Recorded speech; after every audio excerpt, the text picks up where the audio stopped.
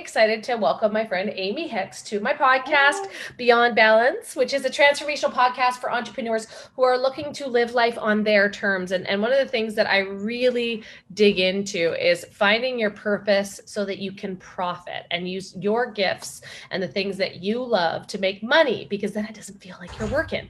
So Amy is here with me today. We had a really great conversation a couple of days ago that I was like, we have to have this on the podcast. We have to talk. My fellow freedom seeker who totally believes, like I do, that you need to build your life by design and that you are fully capable of creating whatever lifestyle that you want. Amy, I would just love for you to introduce yourself to my audience and to kind of share a little bit about your story and how this all became about. Absolutely. Thank you for having me, Christina. And it's such an honor to be speaking with fellow freedompreneurs seeking to live life on their terms, because it is possible. I know that sometimes we always are so worked up over the how, and we are living examples that it is possible if you have a big enough vision and want. And so often we get caught in this societal norms and what everyone else is doing, and the shoulds and the expectations.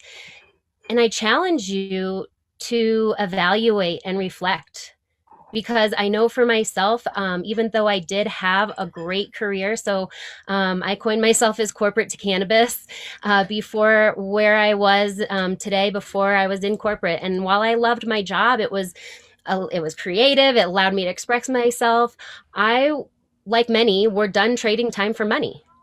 So my family and I two kids come along, you can relate, things change. Your perspective, what makes you happy, what you really seek, what your definition of success is, it changes. And so I wanted to be outside enjoying every day. I always say, if you are someone that has a great work ethic, you're a hard worker, you're going to be able to survive monetizing your passions or your purpose or whatever that is. Or maybe it shifts. I think sometimes too we get caught in doing what we've always done, and change can be scary. Yes, habits. Yeah. Habits, patterns, but it can also be so liberating. So what happened for me, thankfully, is my job was relocating and I took the out. It kind of was like partially there for me. I didn't have to make the decision I'm going to leave corporate. So I took the severance and I was like, this is my chance to build up my business, what I was working toward. And it was a side business in network marketing. But what I found out is it was so frustrating. It wasn't replacing my full-time income, and the severance was running out, the unemployment was running out, and I started freaking out, and I kind of just surrendered. I had a surrender moment. I really started focusing on my alignment, diving deeper into my own personal inner knowing. And I got to tell you, that's when the opportunities come out of nowhere. Poignant people step into your life, and everything's a stepping stone. So sometimes it isn't just in that surrender and letting go that the most unexpected things could come your way. And something better came my way. I think that is what is so amazing, is there's always something better. We sell ourselves short. And so it led me to my passion of the plant. And ever since, I've just been, leading with education and value. And it blew up to the point where my family and I are now living life on our terms. In the midst of the Rona 2020, when school was a shit show and jobs were uncertain, we had the fun. Let's sell our house. Let's hit the road. And so we said, we'll give it a year. Here we are. January will be 2 years. And it's been experiences over things and lessons and just so many awesome, awesome moments that really wouldn't have come my way if I would have kept forcing life and not allowing it to just flow.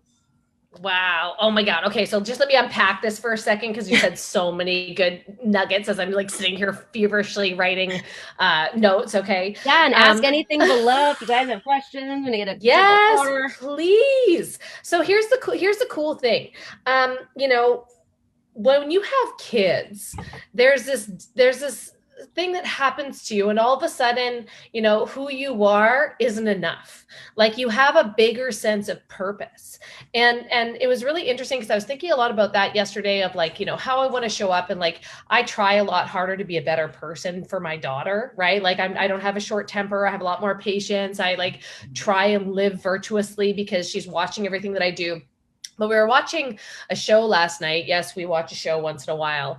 And this guy in the show was an alcoholic. And well, he was a recovering alcoholic. And he went to, or he was like saying, no, I don't need meetings. I don't need meetings. I'm not going to do that. He's like, I'm getting sober for my ex-wife. I want to get back together with my ex-wife. And it made me think of this today, when we find this purpose with our kids. But truly, you can't just do life for somebody else. You can't just do life for your kids, right? And what was really interesting, my parents got divorced when I was 18. And I saw my mom, who was the best mom, who was super supportive, who did everything for us, at 45, be like, who the heck am I? And what am I going to do with my life? Mm-hmm. Right. And so it's just so interesting to see how this all evolves, and really truly sitting down with yourself and thinking, like, what do I want? Because often, like you said, there was a shift in your job, that there's a relocation with your job, and you decided not to take it. Now, a lot of times people get really scared when that happens. I definitely have had that instance in work where, oh my God, I was basically given an ultimatum. Either you do things this way or you're gone. But I got to tell you, that intuition that we all have, the one that's like telling us to take that leap, the one that you wake up in the morning thinking about somebody, like, you definitely need to call that person. Like, that is your direct channel saying, hey, it's me. If you're thinking of this person, connect with them. They may need you, right? It's your direct channel to what the next thing might be. And if you ignore it, by the way, humans were the only species out there that ignore that intuition, like intentionally ignore that intuition, because it could be a little bit scary. It could mean uncertainty. It could be a bit risky, right? But that intuition that we have is there for a reason. And I love that you have stepped wholly into, or fully, I guess, wholly, however you want to say it, fully into this experience-based lifestyle. Because what we learned when we relocated was that you can live with a heck of a lot less. As long as you've got your family, the people that you love, right? You can live with so much less. So let's talk a little bit about why you decided to step into this whole cannabis scene, because like, it's a bit of a faux pas conversation. There's a lot of judgment that comes with that. There's a lot of different opinions. There's a lot of controversy that comes with that, good, bad, ugly, right? So to walk away from a corporate position where you were super professional to walk into this, I want to hear what made you passionate about that. What shifted for you that you were like, no, like, I feel that I need to be in this space? Absolutely. So, I wouldn't say it was completely so professional and corporate because, I was in the creative atmosphere, and we were always like, why are you drug testing the art department? Like, we need that for our creative expression, right? And so it kind of came full circle for me because I think you're always led down a path toward what you truly are meant to do and what you're passionate and purposeful for. And it's a matter of, which way are you choosing? And sometimes we don't choose our path, but it leads us down like a little detour so that we can like maybe learn some things and be able to like hold what's coming our way. And so it like you said, it was listening to your intuition. And it was like, this is coming full circle. I get to talk about the plant now that is has been so, like you said, faux pas, or has all these stereotypes, and it was really empowering.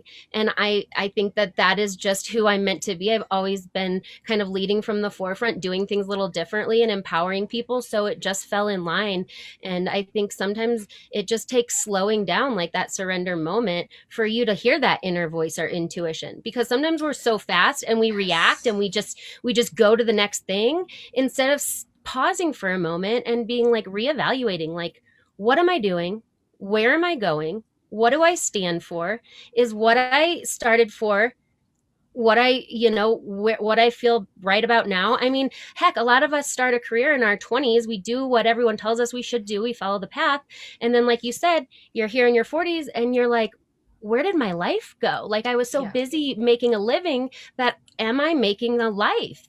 Like, the Yes. moment so fast. Our kids by 18, I mean, who knows, right? Like they're on their own. And I think I realized too that like my biggest purpose is my kids. I have all these wonderful clients, but they're my mirror and my reflection and my legacy.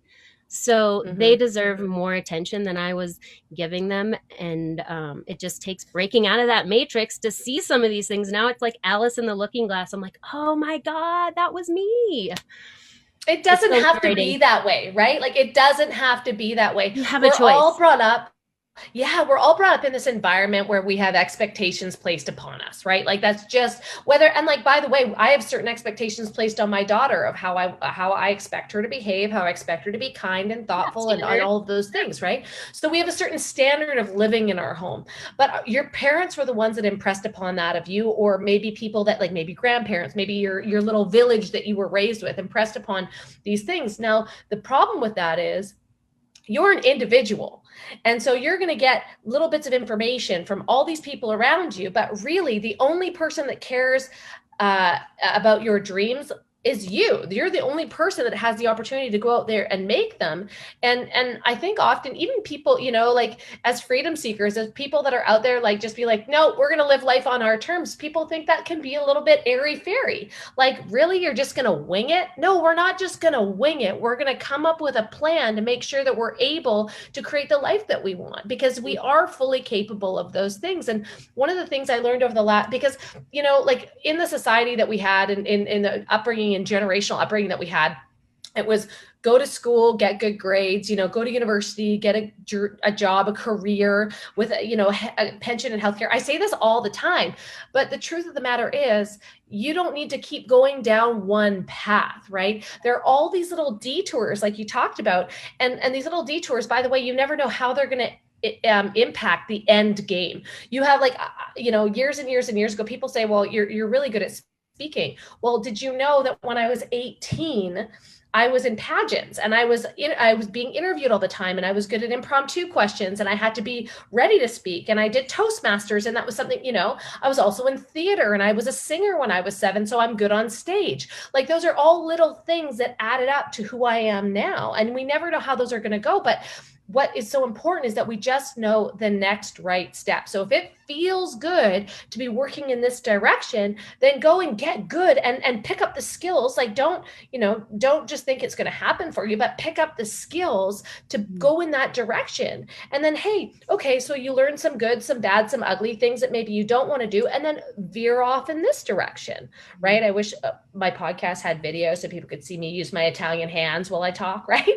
But like, right? And so it's having these like little moments in your life, these little like seeds of intuition that are planted and like, do I want to go down that path? Is that something that I feel called to do? And so, what do you think? We talked a little bit about this, like giving up on that expectation of what everybody else around you thinks. Like I'm telling you, my family thought I was nuts when we moved to Mexico. I don't know about you. Like maybe your family thought you were crazy when you sold your house and we're like, hey, we're going on a road trip. I'm Like, sure a lot of people did, right? Yeah. Well, and here's right. the thing. I love that you talked about this evolution because so often we think that like we're only meant to do one thing. And even like allowing our kids to see that, I have always been a proponent of just trying things. Like try it. How are you ever going to know what you like and what you don't know or don't like if you don't try things? And so like people are like, how is someone that was in a creative corporate now doing network marketing and talking about the plant? Well, it's that creativity, that's that self-expression. There's so many different facets of you to express yourself. So back to, sorry, what was your question that you were leading So, into? so which is you nailed that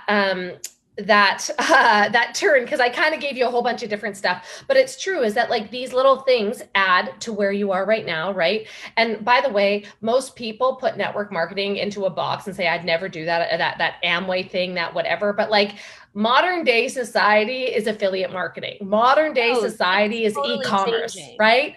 like how this evolves, and people have this stigma about network marketing that I always want to squash, because I'm like, if you are somebody that is hardworking, that is willing to pick up the skills, that doesn't think that money grows on trees and it'll automatically happen for you, if you see this as what it is, which is an opportunity to create wealth for the average human, and you find a company that you're in alignment with their beliefs, then all of a sudden that network marketing stigma doesn't mean anything to you, because you're like, look, I have a vessel to create something that I never thought I could before. So I wanted to just address that really quick. But what I asked you was, we have this expectation set by expectations of not doing network marketing. Like, all my family thought I was nuts when I got into that industry. They're just Right. like, what are you doing? What are you doing online? You need to get a real job. I'm like, dude, this isn't like, I'm not getting paid monopoly money here. Like, I'm actually, you know? Right. And so what did you do to like overcome that expectation of like what everybody else thought? Like when you sold your house and upped and moved, and like it said, we're going to do this road trip, we're going to do this lifestyle that we want to live differently and have life experiences with our family. Like, how did you get over the stigma from your family or the judgment from friends and family that are like, what are you doing? Have you lost Yeah. your marbles? I think it is a lot of personal power. I mean, really, you have to dig deep into your own personal power. I'm very faithful in God. I always say, if He leads you to it, He will lead you through it. And it's looking at like what's the best that can happen. We always want to focus on what's not going right, what we don't have, what could happen, what if. Well, what if we flipped it? Because have you ever not, like, even in your down times, like I always say, you must go down to come up. Like what goes up must go down. I mean, life is this up and down. Are you willing to flow with it again and take some chances? I mean, life's just too short. And I think the older you get too, you start to realize that life's too short. You see things and people and situations happen, and I think it's just, again, it's putting yourself around other people that have done it, putting yourself around that proximity, because sometimes we don't believe in ourselves, but if others believe in us, or if we are like, they did it, holy cow, if they did that, I can do that. And you have to just step out of all of this conditioning and evaluate again, what's your environment, who are you around, because those are the things that are going to just keep pulling you back into that box, into that, how everyone's done it. Because why? People don't want to see others succeed sometimes, because it makes them feel less than. So on your way to wherever you want to go, like, continue working on yourself so that you can pour into others. Because like we said earlier, how are you really going to be all about all these other people if you're not about yourself? Like, they have to be our overflow. We have to fill our cup, and then everyone else gets to be our overflow. Otherwise, we're disgruntled, but it's who we're being behind the doing is just this disgruntled person that's just not happy. That And our isn't living in happiness isn't alignment, worth right? compromising. It's not. Our time, our money, it's not worth compromising. No, and I've always said, like, with every blessing, there's a curse, and with every curse, there's a blessing. So you have to have total responsibility of your life. Moving to Mexico has been very interesting. There are definitely things that have gone right and definitely things that have gone wrong, and you learn from every twist and turn. But it's putting yourself, like, my mom from very young age taught me, you are the company you keep. So, Mm. like, pick those people wisely in your life. And by the way, it's funny because I had this conversation with a friend of mine who I caught up with in Mexico a few months back. And he said, Christina, I met you at 25. I'm now 38. He's like, from the moment I met you, you were always up leveling your friends. You were always up leveling your life. You were always networking. You were always finding people that were a step above you or a step ahead of you so that you could learn from them. And there is that massive power in proximity, right? I remember looking through Facebook and Instagram and seeing people living the life that I wanted to live. See people traveling with their family. I'm like, how the hell do they afford to travel with their family? Like, I don't understand that, right? Seeing them live this freedom lifestyle where they're going on holidays for months at a time and living in different places. And I was like, I want that life. And so you have to get around people that are living those dreams to understand how they did it, and start asking questions instead of being like, oh, well, I guess, that's just not in the cards for me or whatever. You can't cut yourself out. And that power in proximity, I've said this before to like mentors and whatnot, is like, you get to have proximity to people that are very successful if you're very successful, right? Like that's how it works, right? You realize there's a very small community of people that are at the top and they all hang out with each other because they've worked their asses off to get there. But if you want to get around those people in the proximity of those people, sometimes you have to pay for it. Sometimes you have to hire a coach or a mentor that is outside of your social circle, that is outside of your area of expertise, because you want to get better at that and get into that mindset with, hey, I can do anything too. Because a lot of the times, if we stay in our hometowns, if we hang out with our friends from high school and we don't branch out and up level our friends and up level the people that we surround ourselves with, we never grow as humans. We don't get to go and be the best version of ourselves because we haven't put ourselves in an environment where we're pushed to do so. Because guess what? As humans, we love being comfortable, and we're going to stay comfortable as long as we can. And we make decisions based on pleasure or pain. And a lot of the times we make decisions based on more pleasure instead of less pain, right? But when you put yourself and you possibly pay to be in proximity to people that have created a lot of success, number one, you get to borrow their confidence. Number two, you get to borrow their network and learn faster. And number three, learn faster how to get to where you want to go without going through all the rigmarole, without going through all the failures, without going through all the mistakes, right? So is that something that you like, is that something that you've done over the years, is like put yourself in different positions with different mentors and different business people so that you can move forward without having any worry about what's going on in the background or like, you know, what anybody else thinks? That is so important. The best investment you can make is the investment in yourself. So be willing to gamble on yourself. Perceive yourself how you want others to perceive you. Walk into those rooms like you are there to give your service or your expertise or your, build that credibility. I always say credibility, what you're known for, that's everything. A lot of my business is built on rapport, referrals. Like you said, getting in other people's networks. If you don't, you don't always have to feel like you're the one going out and building all this thing. Get in other people's environments like we're doing right here, right? Collaborate. Yes. People Yes. love to collaborate. Once you get in these higher level containers, people have the same mindsets. They Yeah. want to help you. It is this giver's gain. So if you treat it more like a profession and you get in these environments that you are excited to go to, like that's the other thing. I've tried so many things. I know the groups that I don't really jive with, or that are too much of an expectation of me. There's so many different ways to network. It doesn't have to be always this one parallel, streamlined, linear way. Like think outside the box. We used to do like a hemp and hops where we would go to a brewery and then people would come and network. Do things that create sustainability, because I think what happens a lot in any industry is you burn out because you grind and do all the things. You have maybe like 10 networking groups instead of like 3 that you really love, and you connect with those people, and that leads to more connections because again, people buy you, right? It's that trust, that energy. You got to show up, you got to be there and care, just care more.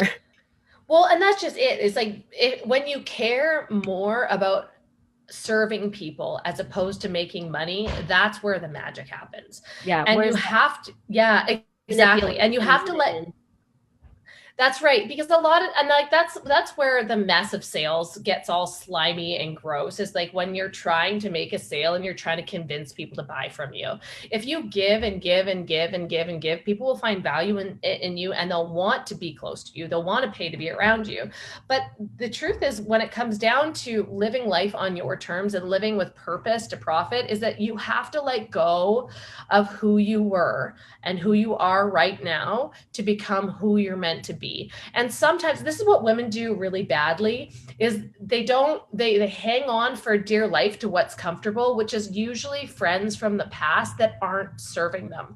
And they feel so guilty about letting people go, right? And here's what I say about that is that you have to let people go that are not of a higher mindset. You have to let them go or you'll never get there. They will be your anchor and they will pull you down and they will crush your dreams for the rest of your life. And it will be so freaking draining. But when you can let go of people, often they may not see what you see right now, but you may in the end inspire them to level up their lives so you meet again, right? But you cannot sacrifice what you want just to save face with somebody else. And this is something that women don't talk about a lot because they're like, oh, you're mean. Oh, you're cutthroat. Oh, you're this. And it's like, it's not about that. It's about caring so much about your purpose and your passion and your impact on the world that you're willing to let go of all the things that don't serve you anymore. And that really has to happen to live life on your terms. Self-respect, I think, something that really helped me, I forget who I heard it from, but it was that we get to have friends in different chapters of our lives. They're there Yes. in that chapter to serve wherever you are at that moment, right? You've got your college friends, your high school friends, your work friends. Some of those friends will go with you through every chapter, maybe one or two, right? But the others, let it be. It doesn't mean you don't love them. And I think it's just a matter of we want to, as women, we want to put everyone else first. We want to mother, and we end up controlling this, want to control the situation, but we really, really do have to put our best interest first, because only then are we going to make a difference for others. It's counterintuitive if not. Yeah, I couldn't agree with you more. So, Amy, I would love for you to tell everyone where they can find you on social media if they'd like to connect with you.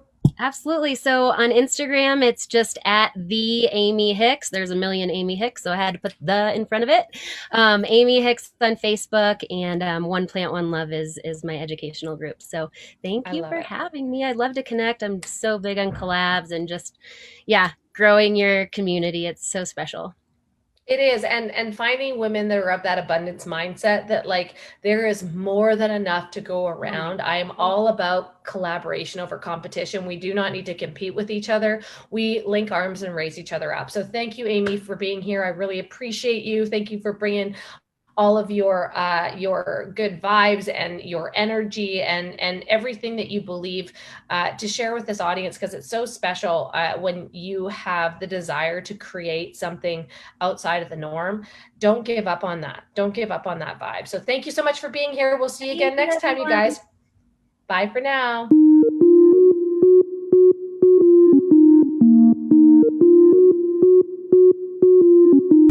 If you think this video can help a friend, make sure you share it.